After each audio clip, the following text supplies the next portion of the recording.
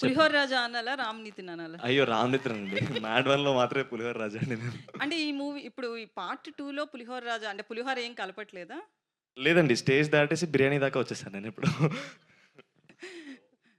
గోవాలో గోవాలో famous dish ఏదైనా ఉంటే అది కలుపుతారండి అక్కడ. మీరు చూస్తారది. మరి చెప్తే బావుంటదది. విండాలు, విండాలు. ఓకే. విష్ణు గారు, అంటే ఇందాక మీరు మాట్లాడుతూ పెళ్లి టాపిక్ ఏదో తీశారు కదా! నా పెళ్ళికి కూడా ఇంత టెన్షన్ పడలేదని. మీకు పెళ్లయిందా? పెళ్లయిందంటే ఒక క్వెషన్ ఉంటది. అవ్వలేదంటే ఇంకో క్వెషన్ ఉంటది. లేదు మ్యామ్. కాలేదు. థాంక్‌ఫుల్లీ సో, ఇప్పటివరకు కాలేదు. ఇలా ఒకవేళ పెళ్లి కాలేదంటున్నారు కాబట్టి, ఇలాంటి ఫ్రెండ్స్ ఉంటే పెళ్ళికి వస్తే పెళ్లి ఆపేయాలంటే నిజంగా ఎట్లా ఫీల్ అవుతారు? ఎందుకంటే ఇప్పుడు మూవీ వరకు కథ చాలా డైరెక్టర్ హ్యాపీగా ఫీల్ చెప్తారు. అవుతాం. పెళ్లి ఆపేస్తే ఇంకా దానికన్నా ఎక్కువేముంటుంది? ఎందుకండి అంత నెగెటివ్‌గా ఉన్నారు? ఈ సినిమా షూట్ చేసినాక అర్థమైంది. దాని అడ్వాంటేజెస్ ఏంటో. ఓకే. నితిన్ గారు. నాన్న. హాయ్ అండి. హాయ్ అండి. అంటే ఇప్పుడు ఈ బ్యాచ్‌తో మీకొక 4 ఇయర్స్ నుంచి ఒక మింగిల్ అవ్వడం కావచ్చు, ఇదంతా వచ్చేసింది. సో, ఆన్ స్క్రీన్ చేసినప్పుడు ఆ ఫ్రెండ్‌షిప్ అనేది కంపల్సరీ కనిపిస్తది. పార్ట్ 1కి, పార్ట్ 2కి మీ కెమిస్ట్రీ అనేది అంటే ఎప్పుడు కెమిస్ట్రీ అంటే హీరో, హీరోయిన్స్ మధ్య అంటారు. బట్ మీ మీ నలుగురు మధ్య అది కనిపిస్తుంది. సో, ఎట్లా షూటింగ్ టైమ్‌లో కావచ్చు, ఎట్లా ఫన్ జనరేట్ అయ్యింది? ఫస్ట్ థింగ్ అండి మేము గోవాలో ఆల్మోస్ట్ ఒక 20 డేస్ కలిసున్నామండి.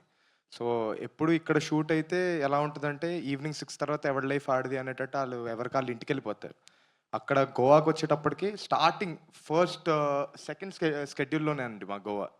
సో, మాకింకా ఎక్కడికెళ్ళడానికి లేదనమాట. ఒకటే హోటల్‌లో అందరం ఉండేవాళ్ళం. ఒక్కొక్క రోజు ఒక్కొక్కళ్ళ రూమ్‌లో కూర్చొని అలా నవ్వుకుంటూ సరదాగా కాసేపు కూర్చొని అలా ఉండేవాళ్ళం. So, that helped. By the way Sangeet గుర్తు చేసాడు. We used to play cricket అండి రూమ్‌లోనే.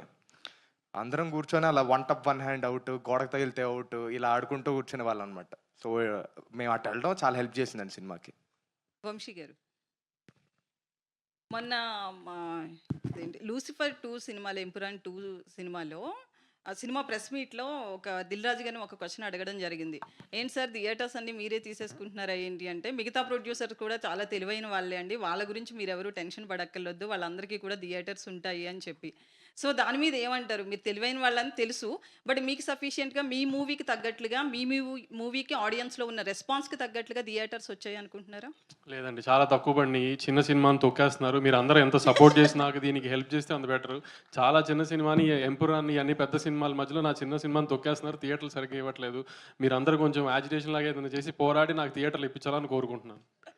వంశీ గారు ఇక్కడ వంశీ యాక్చువల్లీ మీరు డేట్ 29th అనౌన్స్ చేశారు. 28కి వచ్చారు. ఇప్పుడు 27th ఈవినింగ్ ఏమైనా పెయిడ్ ప్రీమియర్స్ అయిపోతున్నారా? ప్లాన్ చేస్తున్నాం. పెయిడ్ ప్రీమియర్స్ ప్లాన్ చేస్తున్నాము. కానీ లిమిటెడ్ ఏ స్టేషన్స్‌లో ఈటిలో ప్లాన్ చేద్దామని ఒక ఐడియా ఉంది. ఎందుకంటే నాకు ఇంకా ఇండియన్ కాపీ రెడీ అవ్వలా. ఆ కాపీ రెడీ అయిన దాన్ని బట్టి ఎంత మందికి డిస్పోజ్ చేయగలుగుతామో కంటెంట్ చూసి దాన్ని బట్టి ప్లాన్ చేద్దాం ప్రీమియర్స్ అని వెయిటింగ్. ఇందాక మాట్లాడుతూ మీరు గ్లామర్ అంటే అమ్మాయిలు అందంగా ఉంటే బాగుంటున్నారు. మీ సినిమాలో గ్లామర్ అమ్మాయే కనిపించలేదు ఎవరు. ఈ సినిమా నలుగురు హీరోలు అందంగా ఉన్నారని అమ్మాయిలందరినీ దాచాం సినిమాలో. మీకు బోర్ కొట్టినప్పుడల్లా ఒక అమ్మాయి వస్తుంది సినిమాలో. అంటే ఎంతమందిని పెట్టారు సినిమా? లాస్ట్ సినిమాలో ముగ్గురు హీరోయిన్లు ఉన్నారు. ముగ్గురు హీరోలకి గోవాకి వెళ్ళినప్పుడు హీరోయిన్‌ని, గర్ల్ ఫ్రెండ్‌ని, భార్యలను తీసుకుని వెళ్ళరు కదా! అక్కడికి వెళ్ళి అక్కడ అమ్మాయిలు సెట్ చేస్తారు. అలానే అక్కడికి వెళ్ళి అమ్మాయిలు సెట్ చేశారు. ఆ అమ్మాయిలందరూ మీకు సినిమా స్టార్ట్ అయిందో కనబడుతూ ఉంటారు అప్పుడప్పుడు అట్లా.